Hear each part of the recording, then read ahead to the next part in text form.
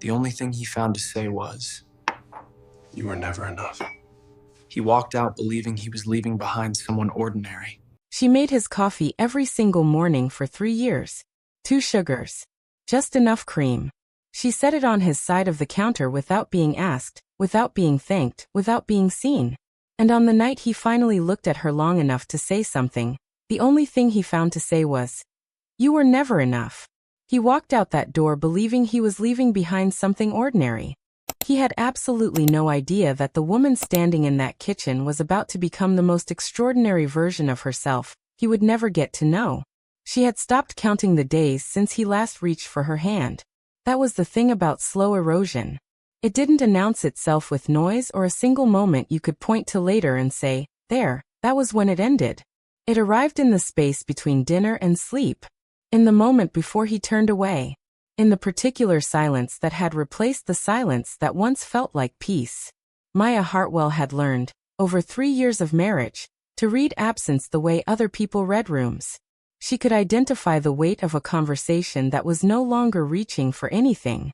She could map a man's indifference by the angle of his shoulders at the breakfast table, by the way his eyes moved past her face without landing. She made his coffee the way she always did. 2 sugars. Just enough cream to turn it the color of sand. She set it on his side of the counter without being asked. He picked it up without looking at her. She stood there with her own mug pressed between both palms and thought, with the quiet clarity of someone who has arrived at a truth they can no longer reschedule. This is what invisible feels like when it has been given a name and 3 years of your life. Callum Hartwell understood optics the way some people understand music. Instinctively. In the body. In a way so fundamental to how he moved through the world, that he had long since stopped recognizing it as a skill, and had begun mistaking it for character.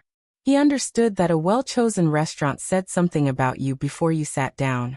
He understood that the version of yourself you showed the world was the only version worth developing. What he had never understood, not once, was the difference between being admired and being known. Tonight was the Ashby Industries year-end reception. The kind of event where a well-timed introduction in the right corner of the right room could redirect the trajectory of an entire career. Callum had been preparing with absolute precision. Jacket aligned. Tie centered. He studied his own reflection with the focused attention of a man who believed the most important moment in any room was the 3 seconds after he walked into it. He was not going with Maya. He was going with Serena Voss. An architect. Internationally recognized, photographed, the kind of woman whose presence shifted the quality of attention a room was paying. He had been with her for 3 months. He had said nothing to his wife. Maya was in the kitchen when he came downstairs. Standing at the window in her robe, her coffee in both hands, looking out at the garden in the early evening light. Completely unguarded. There was something interior and settled in her posture. Like a woman deep in a private thought that had nothing to do with him. It occurred to him, briefly and without staying, that he hadn't asked what she thought about in the mornings in a very long time. He cleared his throat. She turned. Her face shifted in the small reflexive way it always shifted when he entered a room. Not manufactured warmth. Just adjustment.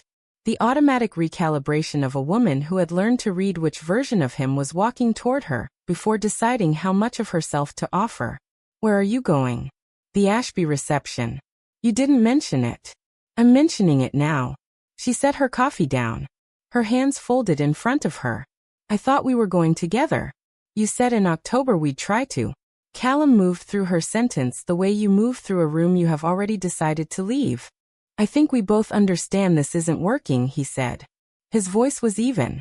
The voice of a man delivering a verdict prepared in advance. "I've been seeing someone else. Serena Voss. 3 months. I've already filed for legal separation. You'll receive documentation this week." He picked up his keys. "She fits where I'm going. You and I have been standing still together for 3 years, and I think you know that as well as I do. You've always been someone I assumed I would outgrow. I think I finally have." The door closed behind him with a sound so ordinary it was almost offensive. A soft domestic click that had no idea what it was closing on. Maya did not move for a long time. The words didn't dissolve. They settled one by one into the walls, the counter, the place behind her sternum where she had been quietly storing the weight of this marriage for 3 years without accounting for what she was accumulating. Someone I assumed I would outgrow. She sat at the kitchen table, pressed her palms flat against the surface. She did not fight what was coming. She had learned that the only passage through pain was through the center of it. That the bravest thing available to you in your worst moment was to sit still and let the thing arrive and know it fully. She sat. She breathed. She let it be exactly what it was. And while she sat there, something underneath the grief began, quietly and without announcement, to wake up. Maya Hartwell had not always been this quiet. Before this marriage, before 3 years of filing herself down to fit neatly into the shape of Callum's world, before she learned to make herself smaller, so he could feel larger, she had been building something real. She ran the literary imprint at Aldrin Press, a small house with a reputation earned carefully over decades. She had acquired 3 debut novels in 5 years, all of which went on to win awards that the industry did not give lightly. She had a way of talking about books, about the interior architecture of a sentence, that made people feel let into something they hadn't known they were missing. None of this had been visible in her marriage. Not because she had hidden it. Because Callum had never been curious enough to look. She had offered it early on. And he had listened with the patient, slightly glazed expression of a man enduring a subject that didn't apply to him. And she had learned, dinner by dinner, that her interior life was something she would be maintaining alone. She had kept it so long she had nearly convinced herself it wasn't worth offering anymore. She stood in front of the bedroom mirror. The woman looking back looked tired in a specific way. Not the tired of a bad night's sleep.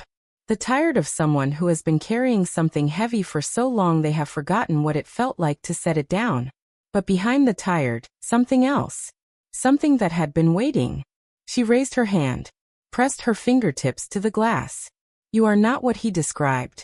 The words came out quietly, unfamiliar in her own mouth, like speaking a language she had known in childhood and hadn't used in years. You are not a fixed point. You are not someone's waiting period. She held her own gaze. You were the one doing the growing. You were growing the entire time. He just wasn't watching. She said it again. And again. Not because she had arrived at certainty, but because she understood that certainty was not the starting point. It was the destination. And you had to begin walking before you could see the road. She picked up her phone. She stopped on one name in her contacts. Jonah Reeves. Literary agent. She had known him professionally for 4 years and personally for longer. In the quiet peripheral way that people who share a world and share values come to know each other without fully naming the knowing. He sent manuscripts at odd hours with notes that read like one side of a conversation. She wanted to continue. He had shown up at her book launch 2 years ago when Callum had canceled 40 minutes before it started. And he had stood at the back of the room and listened to her speak with the focused attention of someone who was not waiting for his turn to talk. Afterward he had said simply, "That is the most alive I have seen anyone be about anything in a very long time." She had filed it away. Under things that are not yet yours. She pressed call. 1 ring. Maya. Warm. Fully present. No performance of casualness. She didn't ease into it. She had spent 3 years easing into things for other people's comfort. Callum is leaving me, she said. He's been with someone else for 3 months. He said I was someone he was waiting to outgrow. He had already filed the paperwork before he told me, Jonah. He mentioned it on his way out the door. Silence. Not the silence of someone searching for the right words. The silence of someone letting the weight of what they've just received settle properly. Maya. His voice dropped. That man has been in the same house as you for 3 years, and has not understood what he was living next to. That is not information about your value. That is information about the absolute ceiling of his capacity. She pressed her free hand over her eyes. I should have said something before now, he continued. I told myself it wasn't my place. What I was actually doing was watching you make yourself smaller for someone who couldn't tell the difference, and calling it respect when it was closer to cowardice. A breath. The Ashby reception is tonight. Come. Not for anything that has to do with him. Come because you have spent 3 years operating beneath yourself, and you deserve one evening in a room that sees you at your full height. I'll be at the entrance. You will not walk in carrying this alone. She found the dress at the back of her wardrobe, unwrapped it slowly. She had bought it 14 months ago on an afternoon when she had felt, briefly, entirely like herself. The color of deep water before dark. Something between green and blue that shifted depending on how light moved across it. She had bought it believing someday she would wear it somewhere worthy. She was done waiting for someday. She put it on. Did her hair the way she used to when doing something for herself felt like reason enough. Added the earrings from a Paris market the summer before she married Callum. The summer she had been uncomplicatedly herself. Put on the ring she had bought to mark her third acquisition winning its prize. The quiet private celebration of a woman who had learned not to wait for external validation. She stepped back from the mirror. The woman looking back was not a woman who had been left. She was a woman who had just been handed back herself. She called her driver. Gave the address clearly and without hesitation. Stepped outside into the cool evening air. And did not look back at the house. The Ashby reception filled the upper floors of the Lancaster Hotel with chandelier light, and the warm specific atmosphere of a gathering that understood its own importance. Low music. Silk and tailoring moving through the room. The careful choreography of ambition dressed as ease. Jonah was at the entrance exactly where he said he would be. He saw her before she reached the door, and went completely still. His face moved through something she recognized but couldn't immediately name. Not surprise. Something more fundamental. The expression of a person who has known something was there, and is now, finally, being allowed to look at it directly. You look like someone who just remembered exactly who they are, he said quietly. She laughed. A real one. Unpolished and unplanned. Surprised out of somewhere genuine. They walked in together. The room didn't stop. But there was a movement, quiet and undeniable. The kind of shift that happens when a person who has been invisible simply stops being invisible. Eyes followed the woman in deep water blue without being able to fully articulate why, which is always the sign of the real thing. She was not Callum Hartwell's wife tonight. She was Maya Hartwell. And the difference was written in every single step. Across the room, Callum stood with Serena Voss and a champagne glass and a conversation he had entirely lost the thread of. Because he had seen her. His glass stopped moving. His face moved through 4 expressions in 3 seconds. Recognition. Confusion. The specific disorientation of a man who has made an irreversible decision, and is only now understanding what it cost him. She had always been this. She had been exactly this every morning she made his coffee and he picked it up without looking at her. He had looked at her for 3 years and seen only what he had already decided she was. Beside him, Serena had gone quiet. She looked at the woman across the room with the focused attention of a professional who knows the difference between a surface and a foundation. Then she looked at Callum. In a new way. Quiet and internal. The recalibration of a woman running new information through an existing calculation. When Maya and Jonah reached their circle, she looked at her husband with a face that held no theater of composure. It simply was composed. The difference between those two things was the entire distance between performing strength and having it. Callum. Clear. Almost gentle. My attorney is handling the response. Arrange to collect your things by the end of the week. She turned to Jonah. He was already looking at her. I have something to say and I am not keeping it to myself any longer. His voice was quiet but without apology. I watched you spend 3 years becoming less of yourself, and I said nothing because I called it respect. It wasn't respect. It was cowardice. He held her gaze completely. You are the most genuinely brilliant person I know. Not in the way that phrase gets used in rooms like this. In the real way. The midnight way. The arguing about whether a book earns its final sentence way. He didn't look away. I want to be there for that every single day. I want to stand next to you when you are entirely, without apology, yourself. I have wanted that longer than I have said it. I am saying it now. Serena pressed a card into Callum's hand. She looked at him once. Directly. Without rancor and without softness. You described her as comfortable and limited, she said. I build things for a living. I know the difference between a structure that looks sound and one that actually is. A pause that arrived with full weight. You left a foundation and called it a ceiling. I won't be with a man who doesn't know the difference. She walked away. No scene. No backward glance. Callum looked down at the card. She had returned it to him blank. He looked up. Jonah was walking Maya toward the terrace. She said something. He laughed, genuinely surprised out of him. She tilted her head toward him, and the ease between them was not manufactured for anyone's observation. It was simply two people who had been approaching each other for 4 years and had finally, tonight, arrived.